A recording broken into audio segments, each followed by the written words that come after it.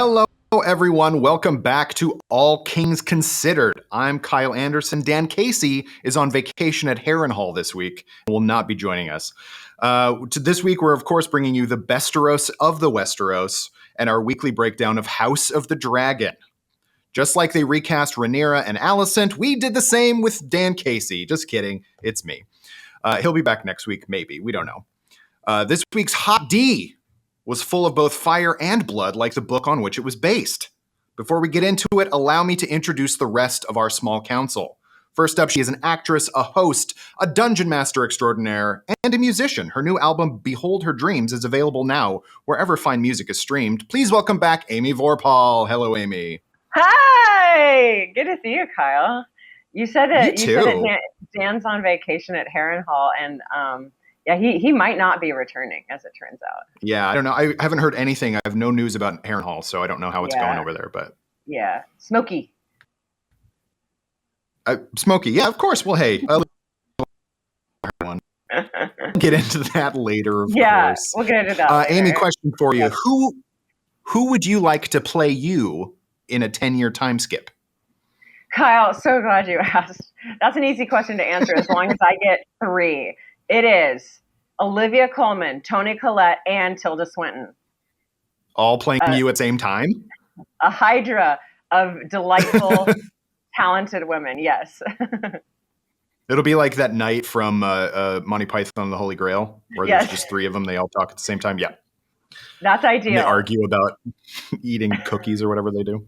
Yeah. Who knows? Who knows? And how cool they are. Like, look at Olivia Colman, so cool, and Tilda Swinton would be like, "You're so cool," and then they'd be like, "Yeah, but you're also so cool." It would be great. And they'd play a very large ukulele. Yes, they would. Yes. Actually, I think their hands would all be still very dainty and feminine. I painted my nails. Well, very good, of course. You got to get gussied up for All Kings Considered, obviously. Joining us, as always, is Nerdist staff writer, Maester Truther, and pretty much on the money about Kristen Cole, Michael Walsh. Welcome back, Mikey. Hi, Kyle. Hi, Amy. Glad to be here as always. Hi, Mikey. We'll definitely get into some your Kristen Cole conspiracy theories and how they absolutely paid off. But for the moment, same question: who would play you 10 years in the future? I always want people to look like the person they're playing, so I'm going to go with Ryan Gosling. I think that's pretty much the only. I don't. Why are you both laughing? You don't have to laugh that hard. No, you do not have to laugh that hard. Oh, it's just because I don't picture him usually with a beard. That's all. I get it. That's it. That we're having a hard time. It's that part of it. As long as you believe, that's all there's. All right, everybody. We're going to break the episode down in just a minute. But first, spoiler warning for anyone who has not yet watched episode 6 of House of the Dragon. Why are you watching a wrap-up show about it before you watch the episode? But hey, just want to let you know, spoilers abound. Book spoilers will be kept to a minimum, but if you haven't seen the episode, please leave now or forever hold your peace. Even... Tell you not now. All right, everyone. First topic. What was everyone's overall impression of episode 6? We had ourselves a time jump. What did everybody think of the new characters and the aged up characters? Yeah, I liked it very, very much. I was very excited. I knew it was coming, and then it delivered in so many good ways. It felt like I knew it was a time jump, but it also felt like the story just picked right up where we wanted it to, and we got some new heroes, we got some new villains, and I will say the 2 ladies, like I'm loving the drama between the 2 ladies. And it's also cool to see Rhaenyra. She was in such power when we last left her. Like she was so cool and happy and getting married, and she had her inheritance all squared up. And now we get to see like some actual weakness, even though she still refuses to show it. So that was really neat. Yeah, absolutely. Mikey, what about you? What did you think overall? I think that this was the first time I had a problem with the time jump. I think that they I think they did a good job of conveying everything they needed to that happened over the last 10 years and where everybody kind of is now. But this was the first time I don't think that we can fill in the gaps ourselves. Before we see her, someone's friend is secretly dating your father and then they marry them without you knowing. We don't need you to draw the line from there to resentment. We can fill those in. But in this case, we're seeing really important relationships like Rhaenyra and Sir Harwin break bones, but we have no idea where it started from. We have nothing to connect to. And I think that hurt it a little bit. So did they do a good job giving us the information we need? Yes. But I think that it cost us such a big time jump without maybe a single episode in between to kind of show us a little bit more of these relationships. It hurt us emotionally because when we get to the end, I don't know, it just didn't hit, I think, the way it should have. Yeah, I sort of agree. I think that they, I loved the beginning of the episode where it was all kind of essentially done as one long take of her giving birth and then walking, through the halls to the Queen's chambers and everything like that. And it was like, okay, this is great. And, but we're with these characters. But yeah, I completely agree. Like once you kind of draw the connection that Sir Harwin is the father, spoilers, of the three children, it's like, okay, well, when did they even meet? Because they had not met even a little bit, I don't think, in the episodes prior. Like, Breakbones was barely in any of the previous episodes, and it sort of felt like, to me anyway, that it was like, well, hey, this character's been here. Let's make him an important character for an episode. But I know he has a bigger role to play in the book, but not anymore. Spoiler. I'm going to say, because I disagree with you guys, that I think that there's a little bit, I mean, just because we're of the, golden age of television, I don't know even what that scene would be. And I think sometimes when the writers, I mean, I think I would have liked to see some romance. While that's true, a caveat is if it already has happened, like we've already seen a lot of Game of Thrones and we've already seen, like last week I said that there was just a lot of exchanging glances. Like beyond that, I don't know. I just hesitate to think like, oh, was there going to be something that was like astoundingly different between Rhaenyra and Sir Harwin versus what she did with Sir Kristen, like was there going to be something that was going to be mind blowing, or was it just going to be like a kind of one off?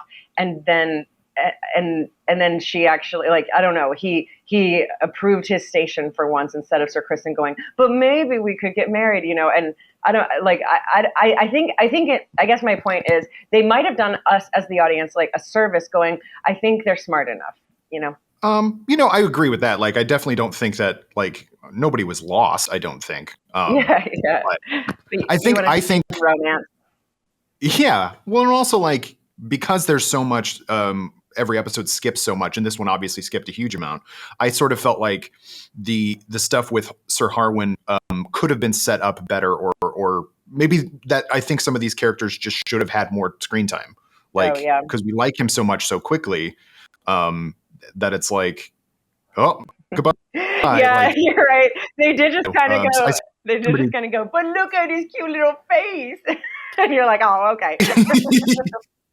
Yeah, it's just like Game of Thrones gave us whole seasons or so to get to like people before they're horribly murdered, and yet this series is like one episode, maybe two, which we'll of course get into the strong and Larys of the whole thing. But let's talk a little bit about how the episode begins. We have basically finding out immediately that the animosity between Rhaenyra and Alicent is still going strong 10 years later.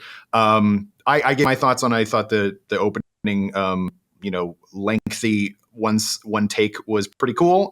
What did you think of that, Mikey? I thought the opening was great. It did a lot of things that it needed to do. The first was it kind of showed us where the relationship is. Then it showed us where these two women are and how they've changed. Rhaenyra is softened a little bit, I think, whereas Alicent is hardened quite a bit. And we see that there is absolutely no warmth between them anymore. But it also introduced the problem of Rhaenyra's children. It is an open secret that they are not fathered by Sir Rhaenyra. That is a big, big problem. We saw on Game of Thrones what the realm thinks of bastards. We saw how little anybody thought of Jon Snow until he kind of made a name for himself. These are people who are looked down on. her oldest son is now in line for the Iron Throne. If there were going to be people who opposed her taking it, there are going to be almost way more people that are going to oppose the idea of a bastard taking to the Iron Throne. And that is a huge issue for Rhaenyra and her own claim now going forward. So I think the opening of this episode did a great job because it really covered so much of what it needed to do, and it did it in an effective way. Well, and the very fact that like we see just how many children she has had and how they all basically look exactly the same as Sir Harwin. Like, we can get into this in a moment, but I a question for you, lore man. My wife asked this: how come all of her children have dark hair, but all of Viserys's children have blonde hair? So there aren't really any. I don't think at this point, or if there are, they're minor. Because the Targaryens did start to marry some people in the realm, so they're bringing in people who have brown and black hair.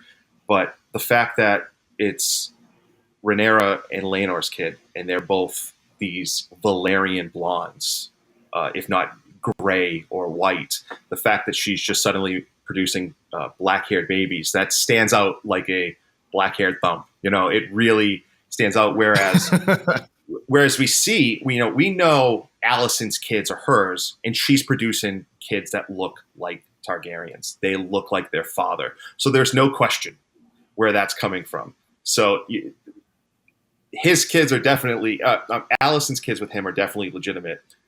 Rhaenyra's kids, it's hard for anybody to see that and not know what's going on. It really does have to take a father who does not want to see the truth to be lying to himself for anybody to deny that those are not Laenor's kids. Yeah. It definitely says more about Viserys than it does anybody else that has continued for as long as it has. Amy, back to you. What do you think of their relationship and how it has kind of changed in the 10 years based on that opening sequence? Well, I just have to say that I just love what they did. It's like it's just so metal on like a femme front because I'm sure y'all have made this joke before, but it's the inheritance, right? The hair color. I don't know if I've made that joke, but yeah, I have not. Let the record show I have not. I can't stop hearing it. I can't stop. It's barely a joke, but I can't stop hearing it. I'm like, no, it's the hair. The hair is defined. I mean, it was in Game of Thrones too with the Baratheons, but yeah. So with all the inheritance going on, but that's one aspect, and then you have what's actually happening in the scene, which is the most metal ever, where Rhaenyra is just off her pregnancy bed.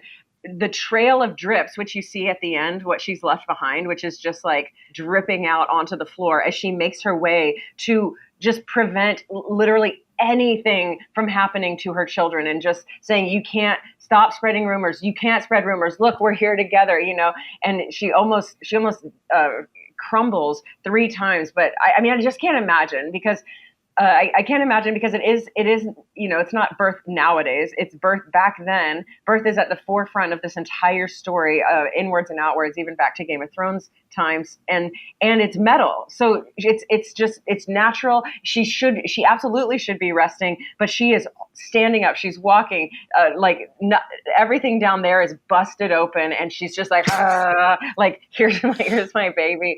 And then they use that again. So in the first scene, it's strength, right? Everyone's like, oh my God, and no one doesn't see it, right? We see the entire court going, oh, hello. And then they use it later on, though, as a shameful thing when she starts lactating in a meeting to present a point. So just the feminine part of it that no one's really shying away from, but everything means something, it was really, really clutch for me. And let the record show that Amy said everything's busted up down there. I think that's an important thing to keep. Sure, but it is. She had an old timey birth. I mean, yeah. She's climbing stairs. I know. Yeah, that was that moment where Lenore was like, well, "Let's just go back. I'll take you back," and she's like, "You'll have to carry me," and it's like, oh boy, like she's going up or nowhere. Yes. I thought was, it was a really great, I mean, it showed the resilience of the character and also like the determination, like you were saying. And also just like how, for me, it just showed how ridiculous this feud between the two ladies has gotten over the last 10 years. The fact that the queen immediately wants to see the baby like seconds after it's born, and defiantly Rhaenyra marches through the whole thing just to see her on a completely different level of the castle. I thought was like pretty amazing, and it was really well shot too. So I mean, there's that for you. The whole thing, basically, lots is going on in this episode. But who do you think emerged as sort of the front runner politically between Alicent and Rhaenyra? Amy. Okay, I think. Okay, I mean, I think the short answer is Alicent. We do see Rhaenyra kind of buckle, like that small council meeting that I'm talking about, where she's lactating and she's like, "Hey, what if we wed?" And Viserys is like, "Yes, look, we can all play nice." And not to mention the courtyard battle between Sir Criston and Sir Harwin going, who are you protecting? Oh, the sons. And or if it was your son, you might stand up, and then the fight happens. And it's just like, there's just no, and then by the end of it, we see Rhaenyra leaving. So it's all set up in Alicent's favor, even though she's, kind of throwing a fit, like, why doesn't anyone believe me? And no one stands up for me. And then also we do see like Larys. So I think Alicent's deck is stacked, but I wouldn't say, I mean, that's where we end the episode. I think that we are going to see a little bit of a longer game with Rhaenyra at some point, where she doesn't just, oh no, we have to leave now. Like, I think she's got something in the fire, and we're not sure what yet. Something in the fire. Well done. Well done, you. Oh, that was really, really well done. Mikey, what about you? Who do you think was politically ahead? This is pretty much a disaster episode for Rhaenyra. It's bad enough that her kids all look like her sworn shield, her sworn protector. Then he very publicly beats up the guy who insinuates that they are in fact his children, all but confirming it. She then, even before we get to the end and what happened at Harrenhal, she then loses him. She loses someone who is there to protect her and her children. She has that moment at the small council, which I think it might not feel like a big deal, but it's a really big deal because it shows there's a higher bar for Rhaenyra in this world. And she's at the small council meeting, and something happens to her that is natural, right? She just gave birth. It should not be a big deal, but it is a big deal. And that just reminds you that she is a woman trying to inherit what is a man's world at this point in time in Westeros. And then it ends with her leaving for Dragonstone, which, it might be smart for her personally, but for all the reasons she didn't want to leave before, and, her husband kind of says, like, weren't you the one who said we need to stay here because she'll pour honey in your father's ear? She is kind of ceding the ground that is the most valuable ground in this battle, which is King's Landing. This is where the Iron Throne physically is. It's the seat of power. It's where the most people are, and it's where you kind of need to win over people. And now she's gonna go off to Dragonstone while all of her enemies stay behind and badmouth her and spread rumors. So this is a really, really bad one for Rhaenyra. I wasn't necessarily impressed with anything Alicent did. She's really, really nasty in this episode, and it's tough to look at her and be like, oh, great job. But she definitely comes out ahead just because of how far behind Rhaenyra falls. Right. I wanted to know when she interrupts her kid being off the castle window, like that's the crazed king, right? Is Aegon, like, he's being set up as the crazed king that Daenerys comes from? Is that that Aegon's far in the future? All I'll say about this Aegon is I thought this episode did a fantastic job of introducing the type of person he is. Okay. So yeah. I'll just say I was very, very happy with his introduction to the show, because the show has tended to make me feel more empathy for characters I do not tend to feel empathy for. And I really did not want to feel any for Aegon, and I don't have to. That was great. Okay. Speaking of who don't have and aren't worthy of your compassion there. Let's talk about how Kristen Cole, after the falling out with Rhaenyra, has really, gone hardline the other way, being now Alicent's like sworn protector and everything like that, and kind of closest confidant, it seems, as well, or one of them anyway. Mikey, we all owe you an apology, maybe. Like, you were completely correct about Sir Kristen Cole. Like, how did you see his change from 10 years ago to now? To me, there was no change. This is who he's always been, and this is who he always will be.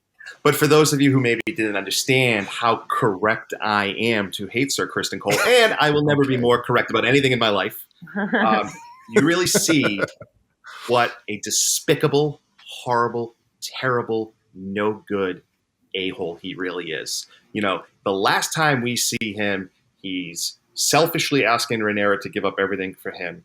He's beating somebody to death at a royal rehearsal dinner.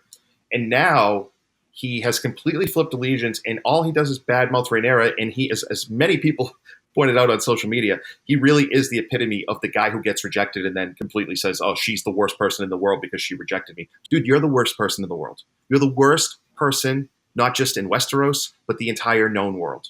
Okay, right now, the Night King is way beyond the wall gathering his forces. You are worse than him. He definitely has a lot of characters in this episode have real hey, get over it vibes. You know what I mean? Like, okay, what are you going to do now? Like he uses a very not nice word to describe her. And it's like, oh, I don't think she's done anything really to warrant that, other than she's not going to leave Westeros with him. And that was kind of, it stopped the queen in her tracks. She had to stop walking and go, Bugga, what the hell did you just say? Yeah. That's we will not repeat that word here. Thank you very much. We do not have a TVMA rating the way that HBO does. Well, here's what I'll say. As far as storytelling, this time jump did work. We got it all set up and we saw it coming. There was no more additional information we needed to know that this guy was going to switch sides, be on Team Alicent for the rest of his life, or until another opportunity showed up for him.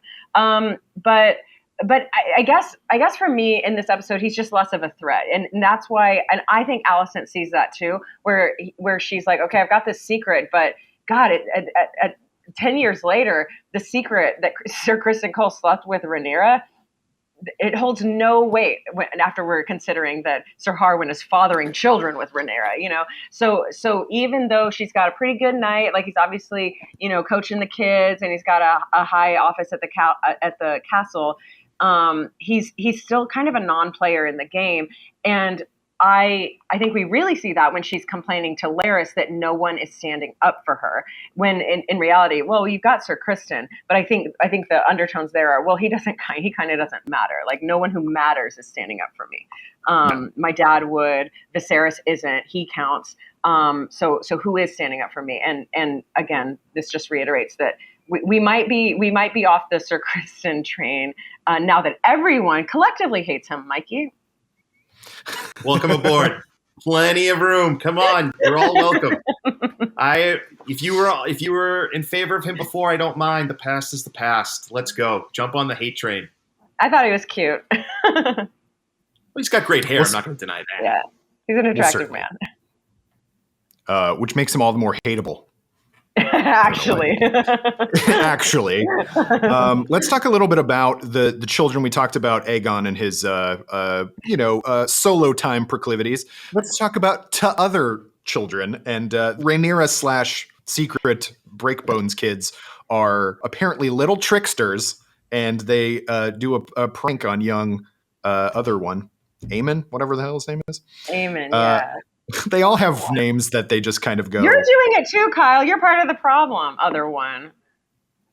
You're right. I am part of the problem. But poor guy. Well, they talked about Aegon for episodes upon episodes, and then it's just like, who's this kid? You're right. Anyway, the prank sort of where they put wings on a pig and tell him that that's his dragon sort of comes, full circle on them in the training sequence where Kristen Cole, which leads, of course, to the big downfall, shifting moments for Breakbones. how important is that scene? Without giving anything away, but like, what does that say about the fates of the children, the blonde hairs and the dark hairs? Mikey, what do you think? Yeah, I thought, it's funny because I think that the pig scene, for as much as it kind of sets up Aemon's own little mini story, right? He's the one of them that doesn't have the dragon, and it's a big deal, as we see later with Daemon and Laena's daughters. I think what was really interesting about that is that we see when the kids are kind of by themselves, they can actually have fun together, because that definitely came from Aegon. He is the leader of that group, right? He is the oldest. He's the one who physically towers over the rest. So we see those three boys team up against Aemon the way, a group of siblings might make fun of like one of their own siblings. But then later we see it's other people who are forcing them apart. They're training together and their grandfather's watching. He's like, this is the stuff. This is it. This is what we'll do it. You train together, you fall together, you get up together, you spend a lifetime together, except for the fact that the person training them is separating them. So we see that when they get to be kids, they can be family. They can be kids together. When the adults get involved, they push them apart. So I thought that those two scenes were really, really important in showing just how influential the adults are in the story to putting a wedge between these children who otherwise might not have one. Well, and that's certainly the case, I think, with that scene where Alicent comes in to Aegon's room and just is like, he's like, I don't care if I'm king or not. Like he truly doesn't care. He just wants to be a kid. And she grabs him by the face and says, don't you understand that if she takes the crown, you're basically dead, or I think you're probably going to be dead, without actually if they were actually family, they would have maybe discussions about these things. And so I think you're absolutely right. I think there's a wedge being put between all these kids simply because of their parentage, like literally and figuratively. Amy, what did you think of that all the kid stuff? Yeah, I do think, really what Mikey said, it is a shame that they're being forced to grow up. That being said, they're right. The adults are correct. You know what I mean? Like there's no doubt. And now they're at the forefront. Also, it also shows. Later on, you just know the kids are not idiots. They know what's going on. Literally, Jace is like, "All right, mom, like, my bastard, what's up?" And you're like, yeah, dude, it's really hard to escape. As much as they do want to be kids, they really can't. And it's the same argument that Rhaenyra was having as a child with her father. Like this is a tale as old as time, and inheritance is mattering at an extremely early age. And now with the dichotomy of these two.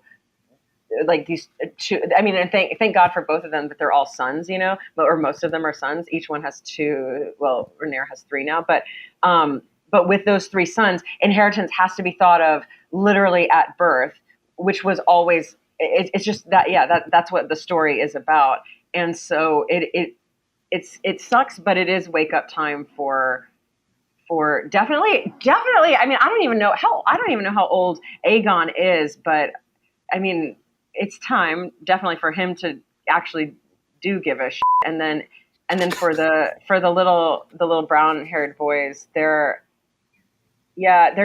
does seem like they're too young, but again, they're not. It's time. Like they have to start thinking in this way, I think. It also feels weird that I know at this point, this is hundreds of years before Game of Thrones, and that name doesn't necessarily have the same weight. But we are in the future, and so we know the name Joffrey is not a particularly great name for anybody to have. And so it's just like the fact that he kind of saddled that baby with the name Joffrey. I was like, oh boy. But I had that like nail scratching on a chalkboard when it was his paramour, from the last episode, and it was like, oh God, Joffrey, and then he died, and then he dies, and you're like, okay, we're safe, we're good, and then there's like another one, and you're like, no, another Joffrey, yeah. Can we all say that Larys Strong is maybe the scariest person in all of Westeros at the moment? Truly terrifying man. Perfectly willing his brother and his father just because he thinks it'll help him out. That is some cold-blooded stuff. Do you think we needed a little more setup with him? I know he featured pretty heavily in the last episode. Obviously, he kind of is the first one to put poison into Alicent's ear about Rhaenyra. Right. But did it seem like? Well, I know Mike, you've read the book, but did it sort of come out of nowhere? And do you think it kind of came to fruition this episode in a satisfying way? I'll start with you, Amy, since you have it. I don't know if you've read the book, but Mikey's the book guy. I haven't read the book, but I definitely think the last episode did just set it up, and then this episode you knocked him down because he was in Alicent's ear, and even more so this time in a really huge power move. But it didn't come out of nowhere. To me, it was like, okay, this guy's dangerous. He's basically Varys or Littlefinger or whoever, just fiddling in the background, like from Game of Thrones.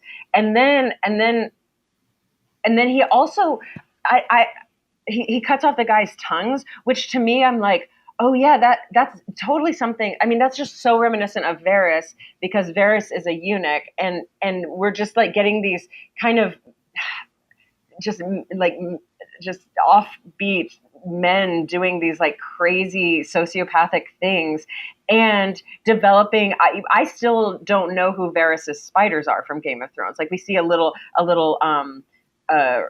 kid running around at one point, but it's like, I don't know if this is where the spiders of Varys begin, but that would be a cool origin story of like, there's always been spiders in the Red Keep, so this might be where it starts, is these like tongueless men who are unable to speak, and I do love that. The other thing, Mikey, well, two things I wanted to bring up, just because I had a question. I'm going to ask him the question about. I texted. Ask Kyle that question, Amy.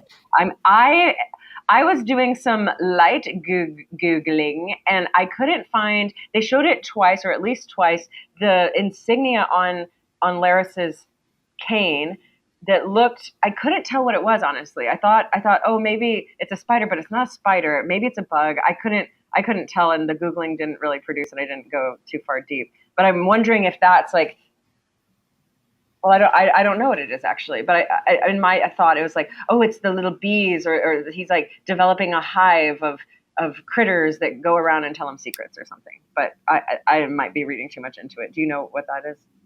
Well, the fact that you thought it was a bug, and I am always so interested in the history that I don't. Sometimes I tend to miss like the small details, like what is on the top of his cane. But I did notice that one of the killers he sent to Harrenhal was wearing that little bug pin. So that makes me think that was what is on top of his cane. And I'm sure we'll have the B-roll over this to show everybody if we're right or wrong. Yeah. You are correct. But, yeah. So everyone, right now, you already know if I'm right or wrong. But the key was that we did see the bug on one of the killers, which certainly seemed to be an indication that they were working for Larys, which, if anything, is more important going forward than maybe it was in the moment. As for Larys versus the book, for as much as I wish we knew a little bit more about the origins of Rhaenyra and Harwin's story, I love that we don't have a lot to go on with Larys yet. I like my villains to be mysterious. I don't need to know their backstory. I don't need to know their motivations. Heath Ledger's Joker, I don't need to know where he comes from. I just enjoy what he does. But I was shocked in a good way. So, in Fire and Blood, Harwin and his father, who is the hand of the king at the time, they die in a fire at Harrenhal. And Fire and Blood, which is told, it's told from one maester using multiple primary sources who aren't reliable. Nobody knows what caused the fire at Harrenhal. Some people think it was Sir Corlys Velaryon trying to kill the man who was the real father to his son's children. Some people think it was Daemon Targaryen who was trying to eliminate a suitor to Rhaenyra. Some people think it was King Viserys himself. And other people think it's Harrenhal itself, which is considered to be a cursed place, which, this was discussed in the episode. The only candidate I never thought was real was Larys Clubfoot himself. There are a few people who thought Larys did it because he wanted to become Lord of Harrenhal. It's not a great position to be a second son in Westeros, which the show has also addressed previously. I just didn't think it was him because there was no reason for it. His father's the hand of the king.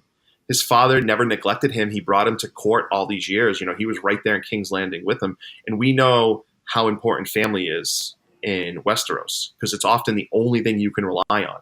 Alliances come and go. That's why you see people try to wed into other families because they know that that's much stronger than bending a knee. And that's why they send hostages of their children because it's the only thing that can keep people in line. So the fact that Larys Strong was the one who killed his father and brother, and not for Harrenhal, but because he has grander plans for himself. That was stunning, and it's stunning in the best way, and I really loved it. And I said last week, we're no longer really just doing the actual story. Like, it's not like this show is addressing the places in the book where we have competing versions. This is an adaptation. So, if we got George R. R. Martin on the lie detector test, he might tell us that's not what he envisioned. It doesn't matter. It's a TV show, and it's a great way to make it more engaging. And it makes him, this great secret villain who is already now, I think, you take all the villains from Game of Thrones, he's right up there. He's right up there. Because, and I said this on Nerdist.com this week, even Baelish didn't murder his own father to get ahead. Yeah, that's absolutely true. And I thought that was like, you see that moment of realization on Alicent's face where she's like, I didn't want this. I was just kind of saying I wish people were on my side and all this stuff. And like, now he has that over her. He can, if she ever tries to do anything, he could just be like, she told me to. And like, what are you going to do? Like, so the fact that he now has that over her and absolutely knows it. And also like use the fact that his father was one of my favorite characters, I have to say, because he was so upstanding and was so level-headed all the time, which made him the perfect hand of the king. And the fact that he wanted to resign but could not because Viserys refused to accept that is what led to his own downfall, like his own, I think Viserys, like, indirectly is the reason for all of this happening, because he's just so like, I will not see the truth. I will not see things happening. And Larys just kind of swooped in and took advantage thereof. It also falls in line with the theme of Song of Ice and Fire in Game of Thrones. That actually, you see a lot of in other stories, hubris is people's downfall. But in this land, being too rule followery, noble, honorable, those are the things that actually like you do have to play the Game of Thrones. And if you are too honorable and you are too like, wait, hold on, this is my beliefs and I'm a good man, like that will kill you. That will kill you sooner than anything. We definitely have to talk a little bit about what's going on with Daemon and the choice he has to make with Lyanna and the choice Viserys made with Aemma. He chose not to do the thing that his brother did, and the result is the same. Does the choice in this instance matter? Did it make you think differently about Daemon? I like Daemon just because he's Matt Smith and he's one of, my favorite doctor, but the character, I think, kind of comes out of this episode looking the least unscrupulous, which is very surprising to me, given how Daemon was in the first bunch of episodes. What did you think of that whole storyline and that ending of Lena there, Amy? I thought it was interesting. When it first started, I was like, damn, we're getting 2 births in one episode. And then yeah, you learn that it's just a wild parallel between Daemon and Viserys, his brother from earlier, in having to decide that if his wife and child, if he was going to risk either of them or both of them, and you do get a sense. I mean, he did father some children with her, so, and there is a sense that as much as he knows he's in power, there's a little bit like as much as Daemon could even possibly go, he does care for her at least a little bit, and this wasn't easy for him. I think killing his wife was an easy decision for him earlier, and this wasn't easy, and he just kind of walked out and kind of didn't make a decision, which led Lena to make her own decision.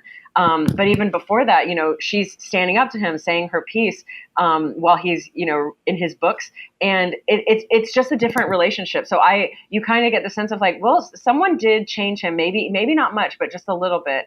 And at the end of the day, I did think what was the most interesting was that he didn't make a decision at all. Like we didn't see him. I don't think he did. He just kind of was like, la la la la la la la. This isn't. Yeah, he was definitely not walking very fast to get out to her.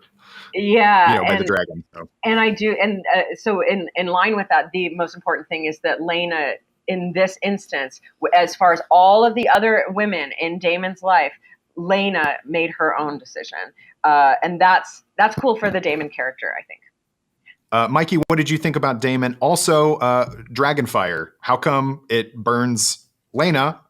Some people might be wondering, why did Daenerys escape unscathed? Daenerys is a unicorn. She is the only Targaryen who is impervious to fire. It is not a skill, a power, a magic ability. It is a magic ability that anybody else in her family has. They might have a higher tolerance for heat, which is why, at one point I think we saw Viserys kind of putting his hand over candle flames without problem. But she is the only Targaryen in history we know of who is impervious to flames. So all the other Targaryens can burn up. Game of Thrones didn't do a great job of explaining this, but it did show, long before we knew for certain he was a Targaryen, Jon Snow burned his hand early on in the show. So that is not something you should expect from other Targaryens. As for the scene, everything with Daemon kind of showed that he's lost. He's lost. He doesn't feel like he has a home. He even says, like, Westeros isn't really our home. We're Valerians. We have no home anymore, which I think is such a great line, because as much as they rule for 3 centuries, and as much as they are really in control, especially when they have their dragons, the Targaryens are outsiders in Westeros. These are kingdoms and families that have been around for thousands of years, people that trace back their lineage to the first men of the realm. The fact that Daemon is so eager to not go back, to just take this kind of lazy life where he flies around his dragon, burns some ships, and gets all the gold. And she points it out, this is not who you are. This is a big moment for him. I know another example of, we kill off a female character to kind of see what it does for the guy. That's a bummer, but everything even before that kind of set up Daemon for a really interesting place, from where he came from to where he is to where he's going to go. So I did like that, even if let's see if we can just start telling some stories without killing off all the wives every time. Through childbirth, yes. We know it's bad. They don't have epidurals back then. We get it. It's not a good time. Yeah. The fact that both this episode ends with Daemon sort of drifting, and also Rhaenyra going back to Dragonstone, sort of like both of them kind of ceding their kind of power, as it were. And obviously Viserys is a walking corpse. He's on his way out. There's even a rat hanging out with him. I was wondering what the symbolism of the rat was, but like, I think it's just waiting. They're waiting around. It's like a vulture. Like he's basically rotting from the inside out. We talked about the rats last week. Dan has a thing about rats. And the Dan Casey Memorial Rat every week. If you've been watching this show every week with us talking about the rats, you're getting a little extra something every time they show up, because as soon as that rat showed up, I started laughing, thinking about Dan just yelling at the TV, "Not another rat! No more rats! We get the rats! We get it!" It's pretty. I mean, it could not be more on the nose. So I'm glad that they're continuing that trend. But it does sort of leave. We know that eventually, based on trailers and things like that Daemon and Rhaenyra team up again at some point.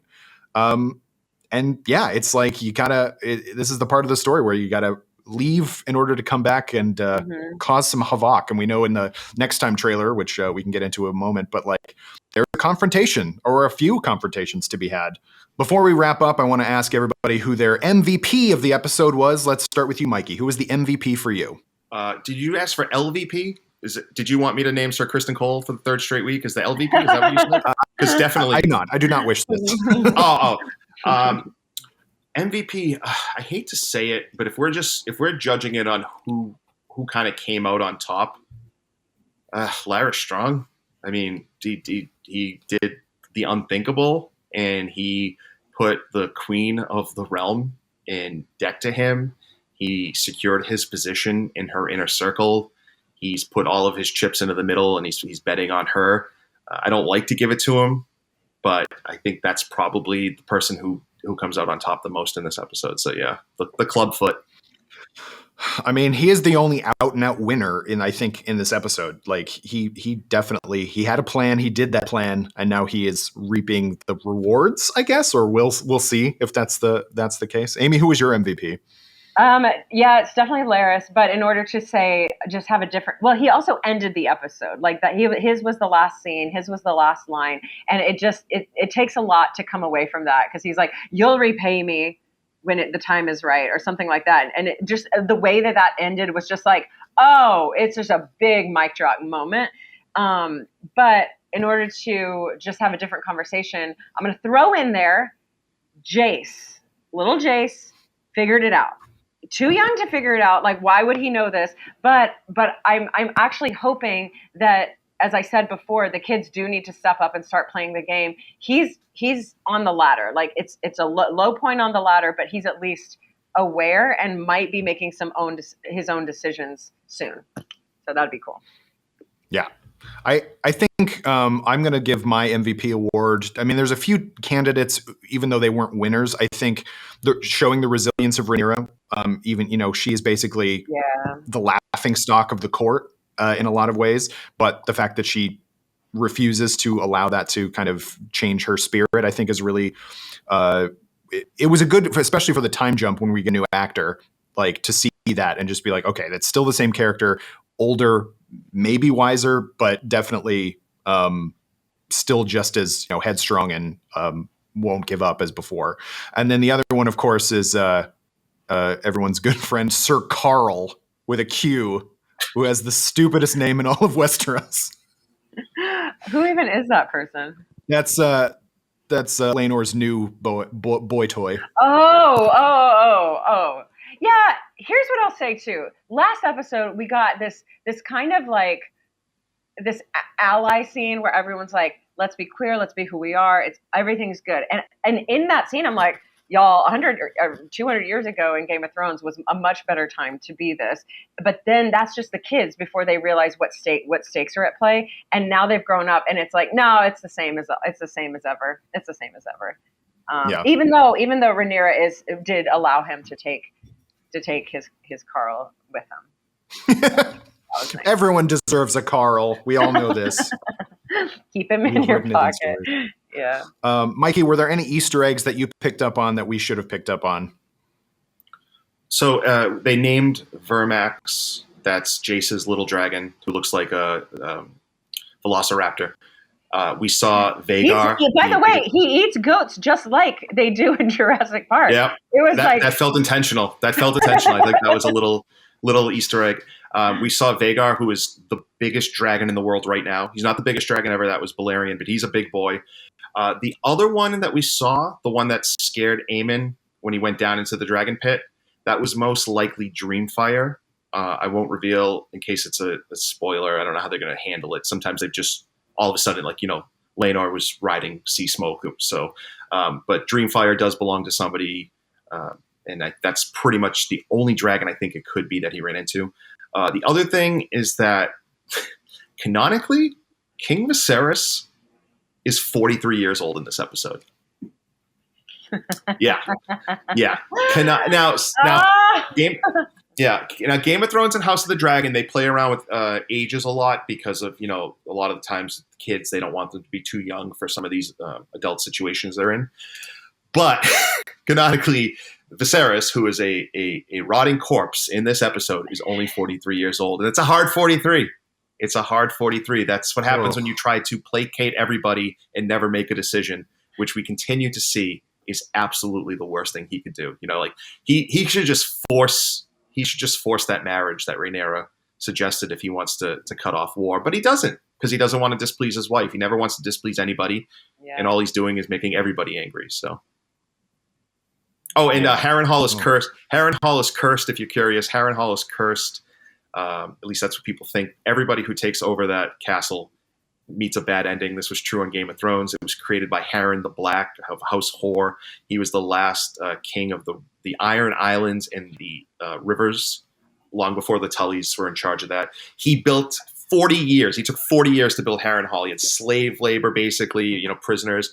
He had blood put into the mortar when they made it. And the day he moved in, Aegon Targaryen showed up and burned him and his sons and ended the line. And ever since then, it's been this massive ruin. It's so big you can't even believe it. It's so much bigger than everything else. That's why people still want it, but it's cursed. Everybody goes and dies. So don't claim Harrenhal as your own. That's my advice to you. I know it looks good. Turn it down. It's quite a big castle. It's very big. All right. Well, last up, parting thoughts on this episode and predictions for the rest of the season. We're more way through the season of House of the Dragon. What do you think of the season so far, and what do you think is on the way, Amy? I'm just so happy that this exists. I didn't know, when Game of Thrones, they were having spinoffs and then they wrote 10 different spinoffs and then they were going to choose only one. I just had no idea what was going to happen and what they were going to choose. But I am absolutely thrilled that this is what we as audience members are getting. It scratches an itch that I've needed scratched for a long time. And I'm just full on enjoying it. Every Sunday night is a GD treat, a GDT, a damn treat.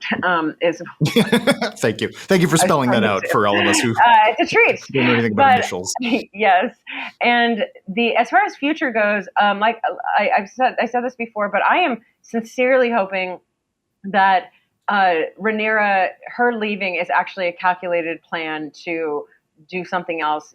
And we do see that Daemon's involved. So as far as, calculating snakes, we've got Larys in one corner, very terrifying. But I don't think with Rhaenyra and Daemon, neither of them are duds when they actually have ambition. And we've seen that Daemon may not have ambition or has given up. But if that's whispered back into his ear, I think we're going to see some real nasty stuff from him and Rhaenyra that could be really good. So I'm hoping that's where it goes. I'm hoping that it's like this kind of heist for the throne, or at least some subterfuge.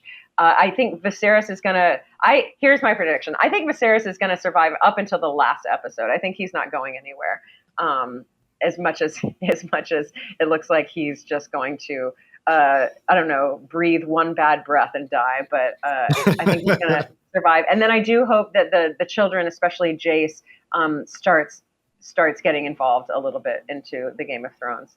I don't actually think that will happen, but I think it would be fun to see like a kid that aware going, all right, what do I do in this plan, and start lying and conniving with everyone else.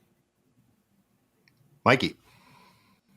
There are things I can't talk about because we don't want to spoil the future. But what I can say. Am I right? You're enjoying. I can't. I can neither confirm nor deny. There are things I cannot say. But what I can tell you is if you are enjoying this show, I highly, highly recommend to at least do a rewatch with the subtitles on. Because there are little single lines of dialogue that are so good and so telling. This entire show is basically dramatic irony because we know how it ends, right? So they have the luxury of dropping in these little nuggets. I can't tell you why it's a big deal, but there are a couple scenes I would definitely go back and rewatch with the subtitles on and really focus on things that you might not think are important. When they're walking up the stairs, when Alicent is with her daughter. Make sure that if you're into the show, and if you're watching us talk about the show, I'm going to bet you're into it. There is a lot of really good stuff you're only going to pick up on a second watch, and I would highly, highly recommend putting on the subtitles. There are even things sometimes I can't hear or I don't necessarily notice until I see it in print. So that would be my recommendation to you. That way, when things do happen in the future, you'll be like, you'll know. Oh, they were. Oh, okay. Also, next week's going to be amazing, I think, based on what the preview looks like. I'm very excited for next week. Well, that's a really good point, because I went back and watched the very first episode again with the subtitles on. And you might have missed it, but there's a part where Viserys says, I am never going to become a rotting corpse, and Emma's going to live really until a ripe old age. And that was very quickly proven wrong. Didn't seem important at the time. We just thought it was fine, but no, that's how it works.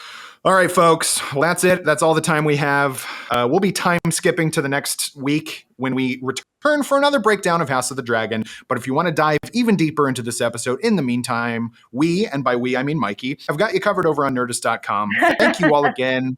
Our amazing guests, Amy Vorpahl. Where can people find you online should they choose to do so? Oh, yes. If you choose to find me, I'm at Vorpahl Sword, Vorpahl Sword, on Twitter, Instagram, and Twitch. And Mikey, what about you? If you want to talk about how much you hate Sir Criston Cole or have any questions, you can find me on Twitter at BurgerMike. And you can also find me writing about the show, keeping track of all the dragons, all the characters, all the new houses at the greatest website anybody ever invented, the one that lets me write about this show for a living, Nerdist.com. That is a very good plug. Thank you very much, Mikey, for doing our job for us. Anyway, folks, thank you all very much. In the meantime, what did you think of this episode? What was your favorite moment? Let us know in the comments. Dan Casey will probably be back from his trip to Harrenhal next week, but if not, I'll be back. We'll see what happens. For more of the latest and greatest in the world of pop culture, stay tuned right here to Nerdist.com.